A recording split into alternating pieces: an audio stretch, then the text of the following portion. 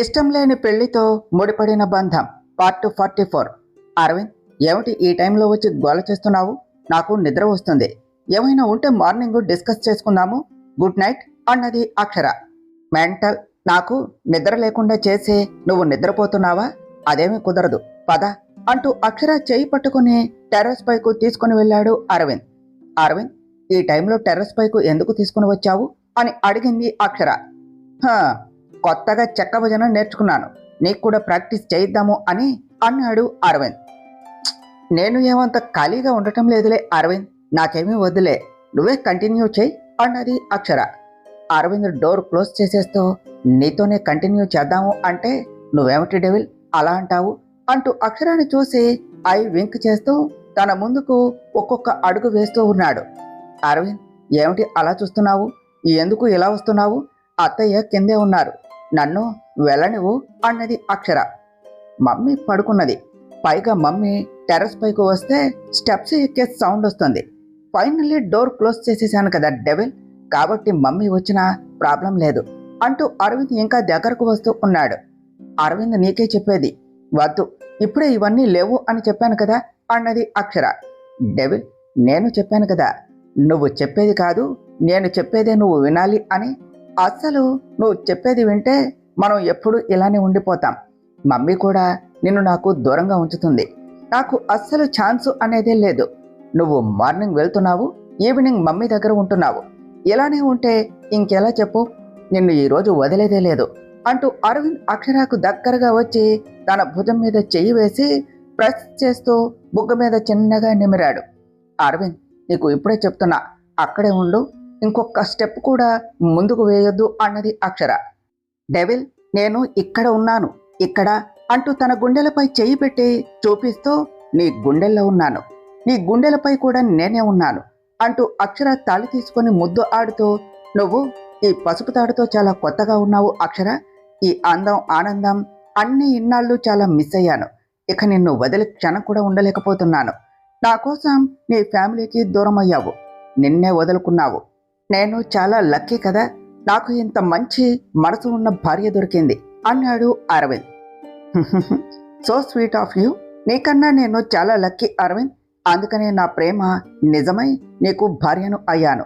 నీ మనసులో ప్రేమ దొరికింది, ఈరోజు ఇంత హ్యాపీగా ఉన్నాను అంటూ అరవింద్ను ప్రేమగా హక్ చేసుకున్నది. అరవింద్ కూడా అక్షరాను హక్ చేసుకున్నాడు.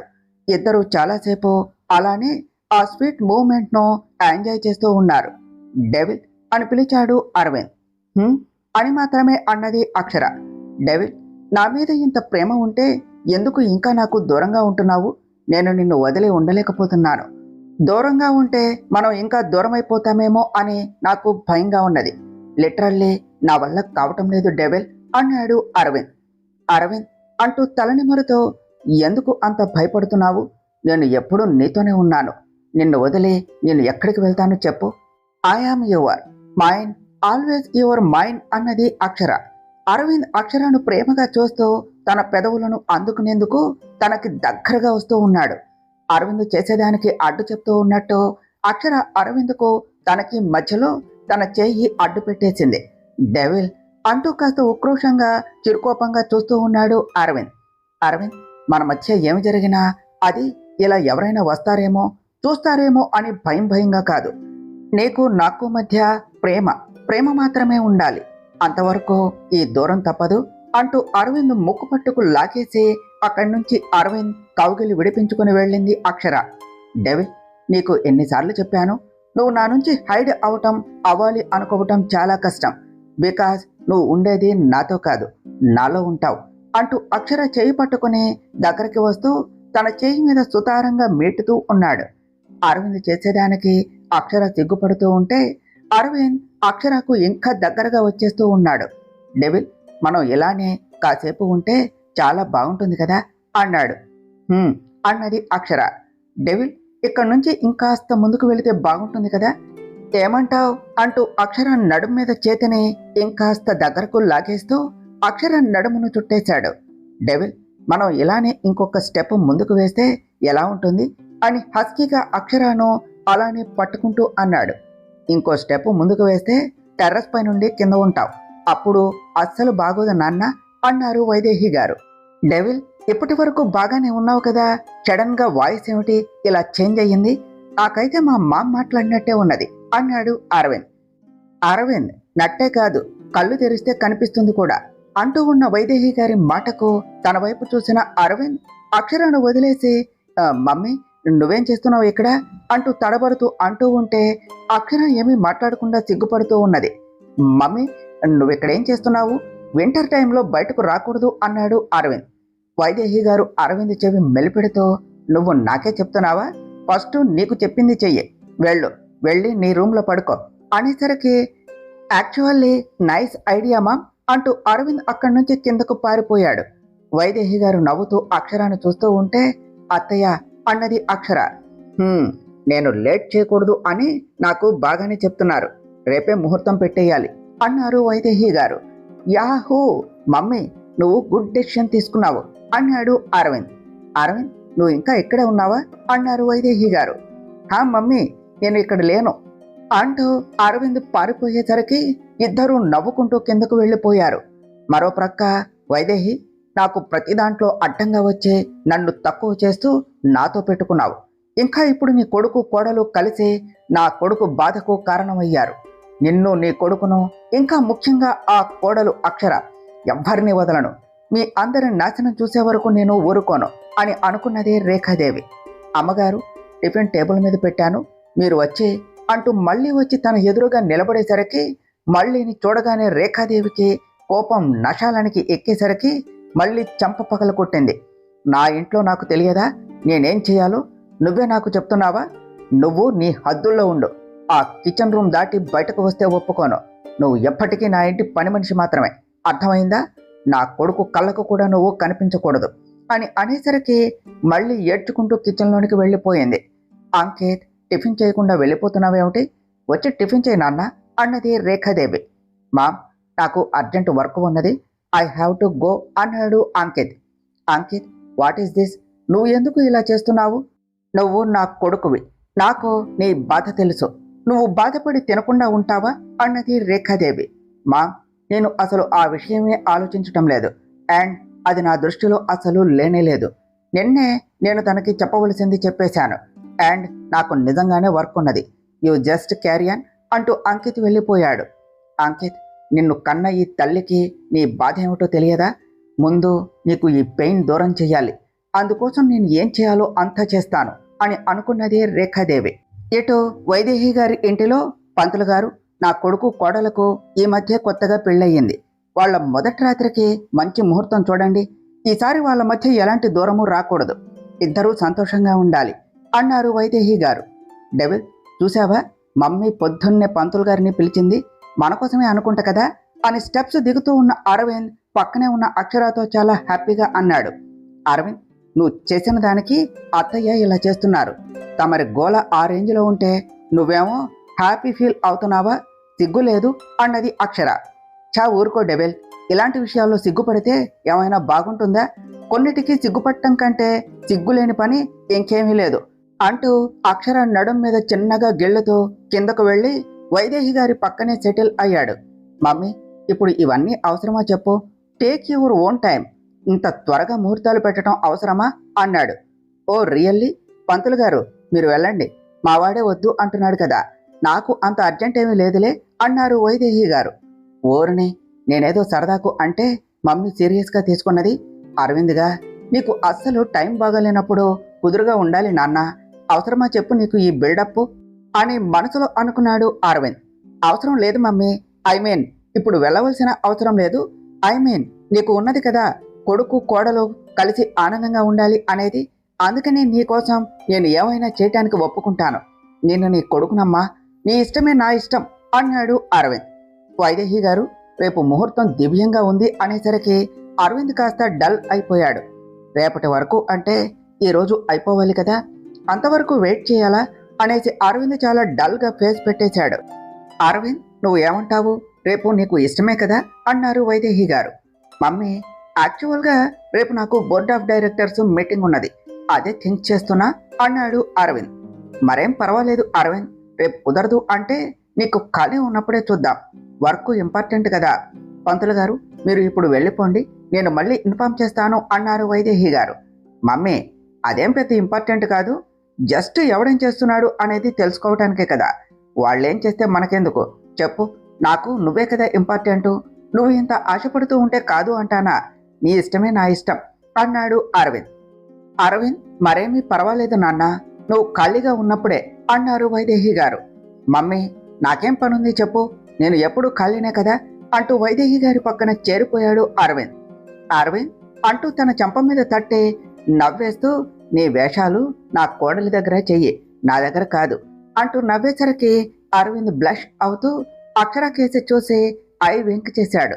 అరవింద్ అల్లరికి తింగరి పనులకు అందరూ హ్యాపీగా నవ్వేసుకున్నారు. అక్షర, నువ్వేమిటి సైలెంట్గా ఉన్నావు?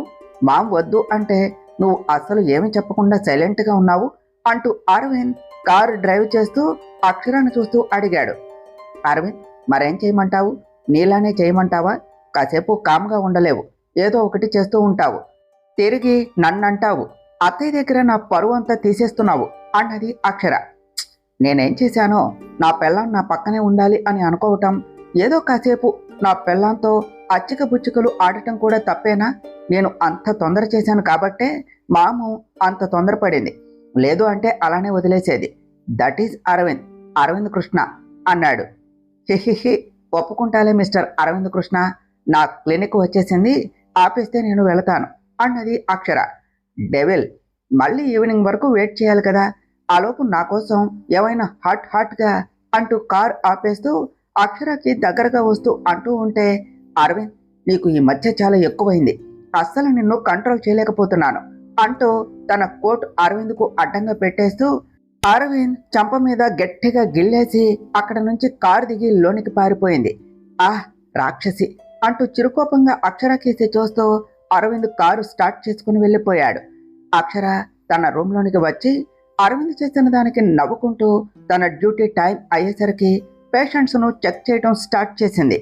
యా చెప్పండి, వాట్స్ యువర్ ప్రాబ్లం అంటూ అక్షర వచ్చిన వాళ్ళను చూడకుండానే అడిగింది. ఇంత అందం నా కళ్ళ ముందే ఉంటే చూస్తూ కూడా ఏమీ చేయకుండా ఉండవలసి వస్తుంది. ఇదే నా ప్రాబ్లం డాక్టర్. దీనికి ట్రీట్మెంట్ ఏమిటి, ఏం చేయాలి, ఏమిటి అనేది నాకు తెలియదు.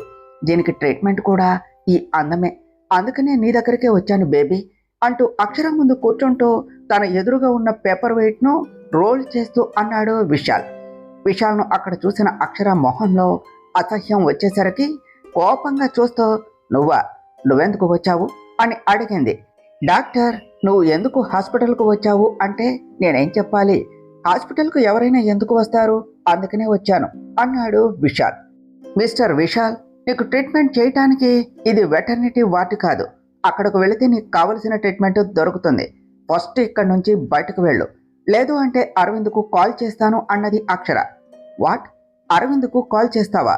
కాల్ చేసి ఏం చెప్తావు, ఏం చేస్తావు, ఏం చేయగలవు చెప్పు అక్షర? నువ్వేమీ చేయలేవు. అయినా నా బావమరిది నన్నేం చేస్తాడు? ఇన్నేళ్ళు నన్ను ఏమీ చేయలేకపోయాడు, ఇప్పుడు మాత్రం ఏం చేస్తాడు? నన్ను ఏమైనా చేసినా చేయాలి అన్నా కూడా అది నువ్వే బేబీ. నీకు నేనంటే ఎంత ఇష్టమో కదా అన్నాడు విశాల్. పిచ్చి పిచ్చిగా వాగితే పళ్ళు రాలుతాయి, నిన్ను చూస్తూ ఉంటేనే ఒళ్ళు మండిపోతుంది. కోపంతో నిన్ను ఏం చేస్తానో తెలియదు. నీలాంటి రాక్షసుణ్ణి ఏమి చేసినా పాపం లేదు. మనుషులకు తన మన అనే డిఫరెన్స్ ఉంటుంది, కానీ నీకు అస్సలు లేవు. నువ్వు మనిషి రూపంలో ఉన్న పశువు అన్నది అక్షర. యు ఆర్ రైట్, నేను పశువునే. నాకు నీతి లేదు, నేనేమనుకుంటే అదే జరగాలి. నేనే రాజు, నేనే మంత్రి అనే క్యారెక్టర్ నాది. నేను నాలానే ఉంటాను, ఇలానే ఉంటాను. ఫైనల్గా నాకు కావలసినది మనీ, పవర్, అందం. కానీ అదంతా నాకు దూరం చేశావు.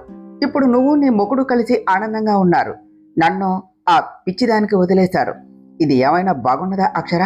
నేను కోరుకున్న దానికోసం నేను ఏమైనా చేస్తాను, ఎంతవరకైనా వెళతాను. ఫస్ట్ టైం నేను మనసు పడిన నువ్వు నాకు అందకుండా నా నుంచి తప్పించుకున్నావు. నిన్ను ఇంత తేలిగ్గా నేను ఎలా వదిలేస్తాను అని అనుకున్నావు అన్నాడు విశాల్. ఛీ, గెట్ అవుట్ ఫస్ట్ అంటూ అక్షర పైకి లేచి చెయ్యిని డోర్ వైపు చూపించింది. చెల్లెమ్మ, ఎందుకు నా మీద అంత కోపం నీకు? నేను నీతో ఇంత పీస్ఫుల్గా మాట్లాడుతున్నా నువ్వు ఎందుకు నాతో ఇంత కోపంగా మాట్లాడుతున్నావు? నా చెల్లెలు కొత్తగా మళ్ళీ పాత మొగుడిని పెళ్లి చేసుకున్నది అనే కదా నేను నీకు కాంగ్రాట్స్ చెప్పడానికి వచ్చాను. చెల్లెమ్మ అన్నాడు విశాల్. ఛ, ఫస్ట్ నువ్వు అసలు నన్ను అలా పిలవకు. నన్ను చెల్లి అంటే ఆ వరుసకే ఉన్న వాల్యూ పోతుంది. అన్న అంటే అర్థం తెలుసా? అమ్మలో ప్రేమను, నాన్నలో ధైర్యం పంచేవాడు అన్నయ్య అంటే. కానీ నువ్వు తల్లికి చెల్లికి భార్యకు తేడా తెలియని వాడివి అన్నది అక్షర. చెల్లెమ్మ, నువ్వు అలా అంటే నేనేం చెయ్యాలి? నా దృష్టిలో చెల్లెమ్మ అంటే చెల్లి ఇవ్వమ్మ అనే మీనింగు. ఒక్కొక్కరికి ఒక్కొక్క మీనింగు. నా దృష్టిలో మీనింగ్ అంటే ఇది చెల్లెమ్మ అన్నాడు విశాల్. విశాల్ మాటలకు అక్షరకి కంపరంగా ఉంటే మొహాన్ని పక్కకు తిప్పేసింది. విశాల్ అక్కడి నుంచి లేచి అక్షర వైపు వస్తూ తన ముందుకు రాబోతూ ఉంటే అక్షర తన చైర్ నుంచి లేచి వెనక్కు వెళుతూ, నా దగ్గరకు వచ్చావంటే ఇప్పుడే అరవింద్కు కాల్ చేస్తాను. అరవింద్ వచ్చాడంటే నీ పిచ్చికి కరెక్ట్ ఆన్సర్ చేస్తాడు. మైండ్ ఇట్ అన్నది. చెల్లెమ్మ, అంత కోపం ఎందుకు చెప్పు? భర్త మీద చాలా నమ్మకం వచ్చేసినట్టున్నది. ఆఫ్ కోర్స్ నీకోసం చాలా చేశాడు కదా, ఆ మాత్రం నమ్మకం ఉంటుందిలే. ఏం చేస్తాం, ఎంతైనా నువ్వు కూడా ఆడదానివే కదా. భర్త మీద ఆ మాత్రం ప్రేమ నమ్మకం ఉంటుందిలే. నా భార్యకు నా మీద ఉన్నట్టే కదా. ఇప్పుడేమిటి, అరవింద్కు కాల్ చేసి చెప్తావా? చెప్పే, నేను నిన్ను ఆపను. నీకు నచ్చింది చెయ్యి. నువ్వే చేస్తావా? నేనే కాల్ చేయనా? నువ్వు నా గురించి చెప్తావు, నీ మొగుడు వచ్చి నన్ను కొడతాడు. తర్వాత ఏమిటి? ఇదంతా చూసిన నా జయ డార్లింగ్ చూస్తూ ఉంటుందా? ఇప్పటికే నీ వల్ల అందరికీ దూరం అయింది. ఇంకా దూరం చేస్తావా? గుర్తుపెట్టుకో చెల్లెమ్మ, నా మీద పడే ప్రతి దెబ్బకు అక్కడ జయ డార్లింగ్ సిచ్యువేషను మారుతుంది. ఇప్పుడు కూడా కాల్ చేసి నీ మొగుడిని పిలుస్తావా అంటూ అక్షర చంప మీద చెయ్యేసి నిమిరాడు.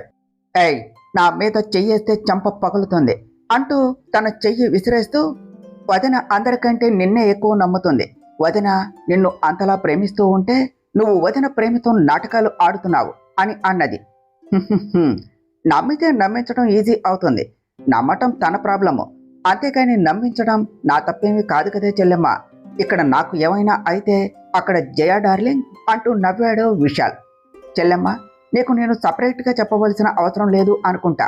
స్కానింగ్ చేసి డిసీజ్ ఏమిటో తెలుసుకునే డాక్టర్ నా మనసులో ఏమున్నదో నీకు ఆ మాత్రం తెలియదా? ఆల్రెడీ నా నుంచి తప్పించుకున్నావు, కానీ ఇప్పుడు నీకు ఆ ఛాన్స్ ఇవ్వటం నాకు ఇష్టం లేదు చెల్లెమ్మ. నీ సొగసును రుచి చూడకుండానే నా నుంచి తప్పించుకున్నావు. ఇన్నేళ్లకు మళ్ళీ కలిశావు. నిన్ను అంత తేలిగ్గా వదలలేకపోతున్నా చెల్లెమ్మ. ఒక్కసారి అంటూ ఒక్కొక్క అడుగు అక్షర వైపు వస్తూ ఉన్న విశాల్ను వెనక నుంచి ఎవడో పట్టుకునేసరికి అక్కడే ఆగుతూ వెనక్కు తిరిగాడు. తనని పట్టుకుని కోపంగా చూస్తూ ఉన్న అంకిత్ను చూసేసరికి విశాల్ కూడా కోపంగా చూస్తూ ఉన్నాడు. విశాల్ను మెడపట్టుకుని వెనక్కు లాగుతూ తన కడుపులో గట్టిగా పంచిచ్చాడు. ఇంకొకసారి నిన్ను ఈ హాస్పిటల్ దగ్గరలో చూస్తే లైఫ్లో ఎప్పటికీ నువ్వు మగాడు అని చెప్పుకోకుండా చేస్తాను. గెట్ అవుట్ అంటూ సీరియస్గా అన్నాడు అంకిత్. అక్షర, నన్నే కొట్టిస్తావా? ఈ ఇన్సల్ట్కి నువ్వు త్వరలోనే ఫేస్ చేస్తావు. నేను ఏమిటో చూస్తావు. వస్తాను అంటూ అక్కడి నుంచి కోపంగా అంకిత్ను చూసి వెళ్ళిపోయాడు విశాల్. అంకిత్ అక్కడి నుంచి వెళ్ళిపోతూ ఉంటే, అంకిత్ అంటూ పిలిచింది అక్షర. థ్యాంక్స్ అంకిత్ అంటూ అక్షర అంటూ ఉన్న అంకిత్ తన మాటలేమీ పట్టించుకోకుండా వెళ్ళిపోయాడు. ఛ, ఇలాంటి వాడిని వదిన నమ్ముతుంది. వదిన చెప్పినా వినటం లేదు. వాడి వార్నింగ్ చూస్తూ ఉంటే అక్కడ వదిన ఎలా ఉంటుందో. ఈ విషయాలు జన్మలో మారడు. ఈ విషయాల ప్రాబ్లంకి యాజ్ సూన్ సొల్యూషన్ చూడాలి అని అనుకున్నది అక్షర. నైని విశాల్ రావటం చూసే, విశాల్ వెళ్ళిన పని ఏమైంది? అక్షరతో మాట్లాడావా? కేసు వాపస్ తీసుకోవటానికి ఒప్పుకుందా అని చాలా ఆత్రంగా అడిగింది. ఛ, లేదు నైని, ఆ అక్షరాన్ని వార్న్ చేసే ఛాన్స్ రాలేదు. దానికంటే ముందే ఆ అంకిత్ వచ్చి నన్నే అంటూ కోపంతో బుసలు కొడుతూ ఉన్నాడు విశాల్. విశాల్, నీ వల్ల ఒక్కటి కాదు. నీకేం చెప్పాను, నువ్వేం చేస్తున్నావు అసలు? జయాతో ఒప్పించు అంటే నీ వల్ల కాలేదు. అక్షరాను భయపెడతాను అన్నావు. నువ్వే వెళ్ళి తన్నులు తిని వచ్చావు. నా దగ్గర మాత్రం గొప్పలు చెప్తావు అన్నది నైని. నైని అన్నాడు విశాల్. హా, నైనినే. నా ముందు బాగానే అంటావు, కానీ అక్కడే ఏమీ చేయలేవు. నా కేసు కోర్టులో హీరింగ్కు వస్తే ఆ అక్షర సాక్ష్యం చెప్తే నిన్ను జైలుకు వెళ్ళాలి విశాల్. ఇదే కానీ జరిగితే నాతో పాటు నువ్వు జైలుకు వస్తావు, గుర్తుపెట్టుకో అన్నది. చచ్చా బేబీ, ఎందుకు నువ్వు టెన్స్ అవుతున్నావు? మనకు చాలా టైం ఉన్నది. ఆ లోపు నేనే ఏదో ఒకటి చేస్తాను కదా. నిన్ను జైలుకు వెళ్ళేలా చేస్తానే చెప్పు. నేను నిన్ను ఎంత లవ్ చేస్తున్నానో నీకు తెలుసు కదా అంటూ విశాల్ అనేసరికి నైని కూడా కాస్త కూల్ అయ్యింది. Devil, what happened? డల్గా ఉన్నావు? కారు ఎక్కినప్పటి నుంచి చూస్తున్నాను. ఈజ్ ఇట్ ఎవ్రీథింగ్ ఫైన్ అన్నాడు అరవింద్. అరవింద్కు ఇప్పుడు చెప్తే విశాల్ మీదకు వెళతాడు. ఇప్పటికే వదినకు అరవింద్కి టర్మ్స్ బాగాలేదు, ఇది చెప్పకపోతేనే బెటరు అని అనుకుంటూ, నథింగ్ అరవింద్, ఈరోజు హాస్పిటల్లో కేసెస్ ఎక్కువ ఉన్నాయి, అందుకనే కాస్త నీరసంగా ఉంది అని చెప్పింది అక్షర.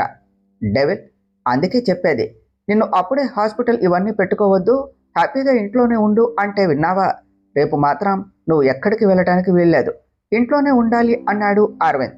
ఆహా అవునా, రేపు మాత్రమే ఎందుకు అరవింద్ అన్నది అక్షర.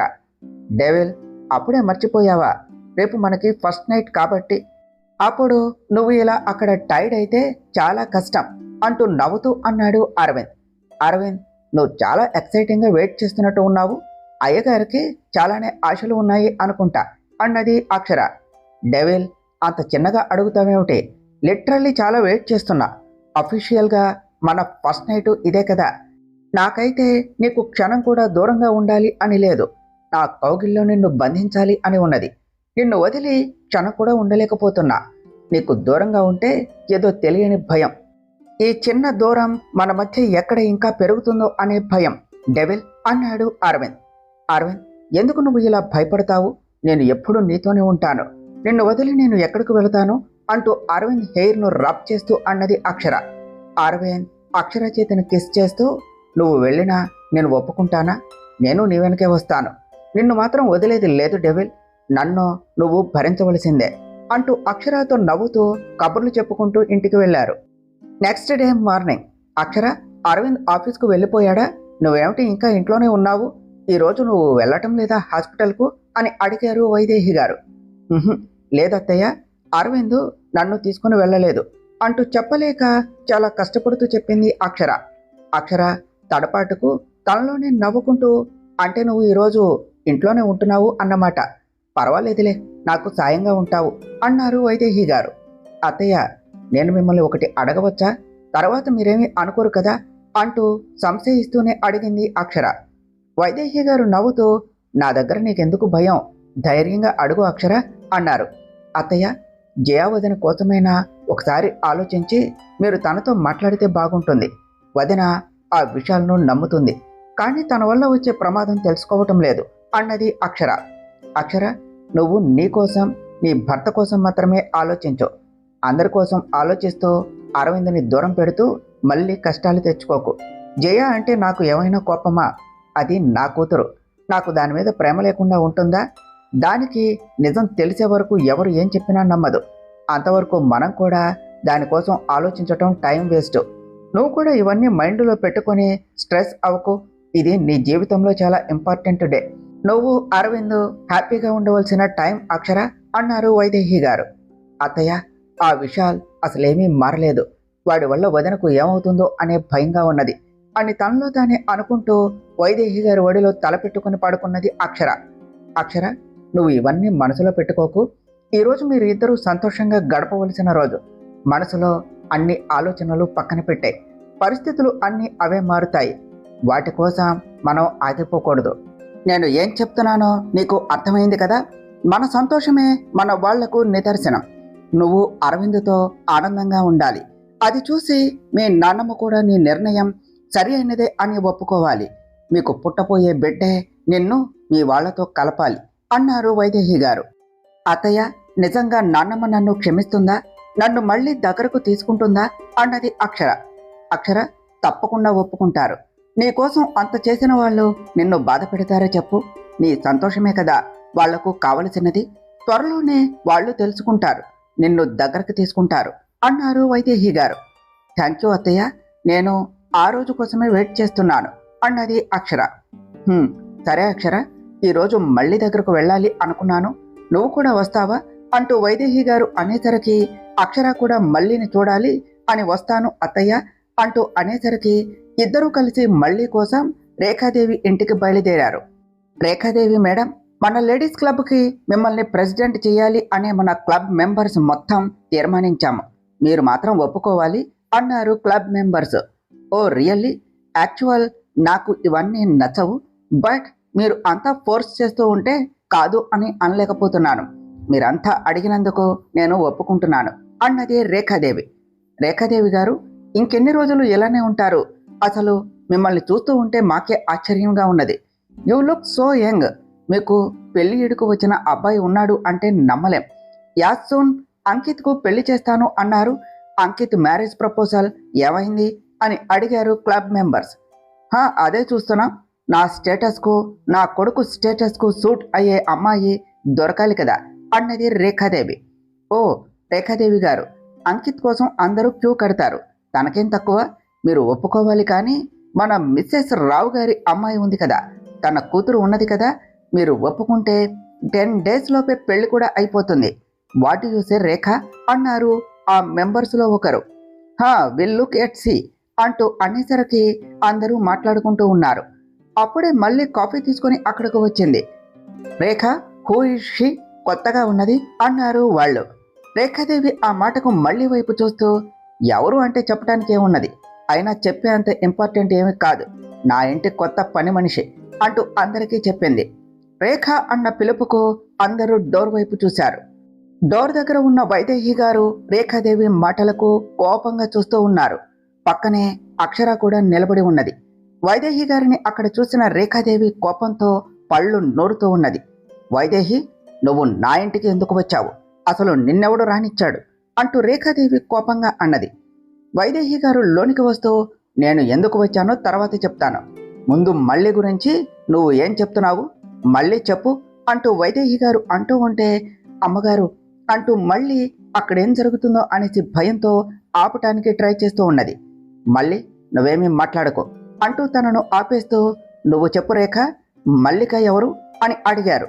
రేఖాదేవి కోపంగా, నీకెందుకు అంటూ సమాధానం చెప్తూ ఉంటే, మాకవసరం లేకపోవచ్చు, కానీ ఈ ఇంట్లో తన స్థానం ఏమిటి అనేది మల్లికి తెలియాలి కదా. నువ్వు ఇలాంటి పనులు చేస్తావు అని అనుకోలేదు. ఏమన్నావు? పని మనిషి అన్నావు కదా. నిజమే, పని మనిషే. ఈ ఇంటి కోడలుగా వచ్చి ఇంట్లో అన్ని పనులు చేస్తూ నిన్ను అత్త అనే గౌరవంతో చూసుకుంటుంది కదా, పని మనిషే అవుతోంది అని కోపంగా అన్నది అక్షర. అందరికీ చెప్తాను వినండి, తను పని మనిషి కాదు, ఈ ఇంటి మనిషి. ఇన్ఫ్యాక్ట్ రేఖాదేవి కోడలు. రేఖాదేవి ఒక్కగానొక్క కొడుకు డాక్టర్ అంకిత్ తాలి కట్టిన భార్య మిస్సెస్ మల్లిక అంకిత్. అర్థమైంది కదా, ఇప్పుడు ఎవరో తెలిసింది కదా అన్నది అక్షర. రేఖాదేవి చెప్పిన అబద్ధాలకు తనను అందరూ ఇన్సల్ట్ చేస్తూ, నీలాంటిది ప్రెసిడెంట్గా ఉండటం కాదు అంటూ అందరూ అక్కడి నుంచి వెళ్ళిపోయారు. వైదేహి గారు అక్షర చేసిన అవమానానికి కోపంతో పిడికిలి బిగించింది రేఖాదేవి. రేఖాదేవి గారు, ఈ పెళ్లి ఎలా జరిగినా మళ్ళీ అంకిత్ భార్య, నీకు కోడలు. మళ్ళీ తనని మాటలతో బాధ పెడితే మాత్రం నీకు మామూలుగా ఉండదు. తన వెనక మేము ఉన్నాము, నువ్వు ఏమిటో బాగా తెలుసు. తనకు ఏమైనా అయితే నీ అంతు చూస్తాం అన్నది అక్షర. హే, నా ఇంటికి వచ్చి నాకే వార్నింగ్ ఇస్తున్నారా? యాసోన్, మీకు కరెక్ట్ లెసన్ చెప్తాను. ఫస్ట్ ఇంటి నుంచి అందరూ బయటకు వెళ్ళండి అంటూ రేఖాదేవి అనగానే, రేఖ, మేము నువ్వు ఇక్కడ ఉండమన్నా ఉండమా, ఇంకా నువ్వు చెప్తే మాత్రం వెళ్ళిపోతామా చెప్పు. నేను నీ కోడల కోసం వచ్చాను, తనతో మాట్లాడి వెళ్తాను. మళ్ళీ నువ్వు పద అంటూ మళ్ళీని తీసుకుని ఇద్దరూ బయటకు వచ్చేశారు. మళ్ళీ అంటూ అక్షర తన చెయ్యి పట్టుకునేసరికి, అక్క అంటూ మళ్ళీ తనను పట్టుకుని ఏడ్చేసింది. మళ్ళీ ఏమైంది అంటూ తనని ఓదారుస్తూ అడిగింది అక్షర. అక్క అంటూ తనను పట్టుకొని చిన్నపిల్లలా ఏడుస్తూ ఉన్నది మళ్ళీ. మళ్ళీ అలా ఏడుస్తూ ఉంటే అక్షరకు చాలా బాధగా ఉన్నది. మళ్ళీ, నిన్ను అంకిత్ ఏమైనా అన్నాడా? నిన్ను బాగానే చూసుకుంటున్నాడా? ఏమైనదో క్లియర్గా చెప్పు, ఫస్ట్ ఏడవటం ఆపే అంటూ అక్షర అంటూ ఉంటే వైదేహి గారు కూడా తనకి ధైర్యం చెప్పారు. అక్క, డాక్టర్ బాబు నన్ను బాగా చూసుకోవటం కాదు, కనీసం నన్ను చూడటం కూడా లేదు. నన్ను తను తాళి కట్టిన భార్యగా కాదు, కనీసం మనిషిగా కూడా చూడటం లేదు. నన్ను పెళ్లి చేసుకోవటం డాక్టర్ బాబుకు ఇష్టం లేదు. త్వరలోనే నాకు విడాకులు ఇచ్చేస్తాను అన్నారు అని చెప్పింది మళ్ళీ. డైవోర్స్ ఇస్తాను అన్నాడా? అది ఏమైనా మావిడాకులు అనుకున్నాడా నచ్చితే ఇచ్చేయటానికి? ఈ జనరేషన్ వాళ్లకు పెళ్ళి అంటే ఆట అయిపోయింది. నచ్చితే పెళ్ళి, లేదు అంటే డివోర్సు. నేను మాట్లాడతాను, ఎక్కడున్నాడు అన్నారు వైదేహి గారు కోపంగా. అమ్మగారు, వద్దు, ఇందులో డాక్టర్ బాబు తప్పు మాత్రం ఏమున్నది చెప్పండి. ఆయన పెద్ద డాక్టరు, నేనేమో పనులు చేసుకునే పనిదాన్ని. నన్ను భార్యగా ఎందుకు ఒప్పుకుంటారు? అసలు నాకే డాక్టర్ బాబు భార్యగా ఉండే అర్హత లేదు. నేను కూడా డాక్టర్ బాబు అడిగినట్టే విడాకులు ఇచ్చేస్తాను అన్నది మళ్ళీ. మళ్ళీ ఎందుకు అలా అనుకుంటున్నావు? పెళ్ళి అనేది సొసైటీలో ఫేమ్ ఉన్న వాళ్లకు చేసేది కాదు. ఒక్కసారి మెడలో 3 ముళ్ళు పడితే పెళ్ళి అయినట్టే. కష్టమైన సుఖమైన తనతోనే. కాదు అంటే సరిపోతుందా? పెళ్లిలో గొప్పతనం అదే కదా. నచ్చలేదు అంటే ఎవ్వరూ ఒప్పుకోరు. మళ్ళీ అంకిత్కి నీకు పెళ్ళి అయిన సిచ్యువేషన్ రాంగ్ కావచ్చు, బట్ పెళ్ళయింది. తను కాదు అంటే నువ్వు మౌనంగా ఉన్నావా? అది నీ హక్కు. మళ్ళీ నీ హక్కును నువ్వే కష్టపడి దక్కించుకోవాలి. అంతేకాని నువ్వు ఇలా అంటావేమిటి? పెళ్ళి అంటే నచ్చిన వాళ్ళను చేసుకోవటం మాత్రమే కాదు, నచ్చినట్టు ఉండటం కూడా. అవసరమైతే నచ్చేలా చేసుకోవాలి. అంతేకాని ఇలా తాలిని ఎగతాళి చేయకూడదు. నువ్వు ఎందుకు అలా అనుకుంటున్నావు? నన్నే చూడు. అరవింద్కి నాకు పెళ్ళైనప్పుడు అరవింద్కు నేనంటే ఇష్టం లేదు. నా నీడను కూడా భరించేవాడు కాదు. అందుకని నా హక్కును వదులుకున్నానా? తనతో పోరాడాను, ఎదురు తిరిగాను. తనకు నచ్చినట్టు నన్ను నేను మార్చుకున్నాను. అరవింద్ మనసు మార్చుకున్నాను. అంతేకాని ఇష్టం లేదు అని తనను వదిలేయలేదు. అది నా హక్కు. నేను ఎందుకు వదులుకోవాలి? అరవింద్కు డివోర్స్ ఇచ్చాను అంటే కారణం అరవింద్ అడిగాడనో తనంటే ఇష్టం లేదు అనో కాదు. నాకు అలాంటి సిచ్యువేషన్ వచ్చింది. అంతేకాని అరవింద్ని వదులుకోవటం నాకు ఇష్టము అని అనుకున్నావా? పెళ్ళైన తర్వాత ఏమైనా కూడా అది నీ భర్త తర్వాతే. మళ్ళీ ఇంకెప్పుడు విడాకులు ఇచ్చేస్తాను అనే థాట్ రానివ్వకు. నా స్వార్థం కోసం నీ లైఫ్ను రిస్కులో పడేశాను. నిన్ను నీ కాపురాన్ని కూడా నేనే సెట్ చేస్తాను. ఇక నుంచి నేను చెప్పింది చెయ్యి. మళ్ళీ అర్థమైందా? అంకిత్ చాలా మంచివాడు. నీ అదృష్టాన్ని నువ్వు మిస్ చేసుకోకు. ధైర్యంగా ఉండు అని చెప్పి అక్షర అండ్ వైదేహి గారు ఇద్దరు మళ్ళీకి ధైర్యం చెప్పి అక్కడి నుంచి వచ్చేశారు. ఒసే, వాళ్ళు నా ఇంటికి వచ్చి నాకే వార్నింగ్ ఇవ్వడానికి నువ్వే కదా రీజను. నిన్ను నా ఇంట్లో ఉండనిస్తే నీ వల్ల నా పరువు పోతుంది. ఇకపై నువ్వు నా ఇంట్లో ఉండటానికి వీల్లేదు, నడవ్వే అంటూ మళ్ళీ వద్దు అంటున్నా తన జుట్టు పట్టుకుని బయటకు గెంటేసి డోరు వేసేసింది రేఖాదేవి. అక్షర, ఇప్పుడేం చేద్దాం? మన స్వార్థం కోసం మళ్ళీ జీవితాన్ని సమస్యల్లో పడేశాం. మనల్ని నమ్మినందుకు తనకు అన్యాయం చేశాం అన్నారు వైదేహి గారు. అత్తయ్య, అలా ఏమీ కాదు. అంకిత్ మంచివాడు, అర్థం చేసుకుంటాడు. కానీ ఇప్పుడు కోపంలో ఉన్నాడు. కాబట్టి మనమే అర్థమయ్యేలా చెయ్యాలి. చేస్తాను, మీరేమీ కంగారు పడకండి. నా వల్ల మళ్ళీ జీవితం అలా అయ్యింది, నేనే సరిచేస్తాను అన్నది అక్షర. అక్షర, నా కోడలు అంటే చేస్తావు అనే నమ్మకం నాకున్నది అన్నారు వైదేహి గారు. ఇటు నైని, ఛా, ఈ విశాల్ను నమ్మటం వల్ల నాకు వచ్చే యూజు ఏమీ లేదు. విశాల్ ఇలా చెప్తూనే ఉంటాడు, కానీ చేసేదేమీ లేదు. నేనేం చేయాలో ఎలా చేయాలో నేనే చూసుకోవాలి. విశాల్ చేసేది తను చేస్తాడు, నేను చేయవలసినది నేను చేస్తాను. ఈ ప్రాబ్లం ఎక్కడ మొదలైందో అక్కడే దీనికి ముగింపు పలకాలి. దానికోసం నేను ఏం చేయాలో అదే చేస్తాను అంటూ నైని అనుకున్నదే తడువుగా కారు స్టార్ట్ చేసుకుని వెళ్ళింది. కాసేపటికి అరవింద్ ఆఫీస్ ముందు కారు ఆపేసి అరవింద్ ఆఫీసులోనికి ఎంటర్ అయ్యింది. తర్వాత ఏం జరిగిందో నెక్స్ట్ పార్ట్లో తెలుసుకుందాం ఫ్రెండ్స్. డియర్ ఫ్రెండ్స్, మీకు కనుక ఈ కథ నచ్చినట్లయితే మీ అభిప్రాయాలను కామెంట్ల రూపంలో తెలియచేయండి. ఈ వీడియోను లైక్ చేయండి, షేర్ చేయండి. మా ఛానల్ను సబ్స్క్రైబ్ చేసుకోండి ఫ్రెండ్స్. Thank you.